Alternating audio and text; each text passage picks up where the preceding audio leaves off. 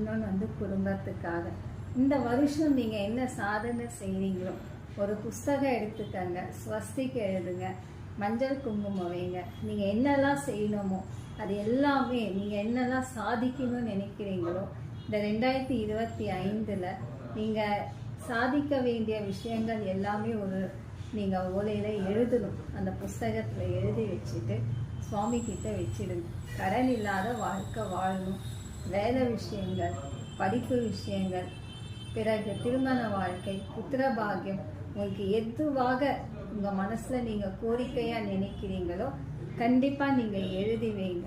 அது கடவுளுக்கு போய் சேரப்படும். அந்த கோரிக்கை கண்டிப்பாக நிவர்த்தி ஆகும். நெய்வேத்தியம் வைத்து பிரார்த்தனை செஞ்சிட்ட பிறகு, மங்களாரத்தையெல்லாம் காட்டிட்ட பிறகு உங்களுடைய கோரிக்கை சுவாமி கிட்ட வச்சிருங்க. வெறும் கையில் எப்போவுமே வேண்டாதீங்க. கையில் வெத்தலை வச்சுக்கங்க, மஞ்சள்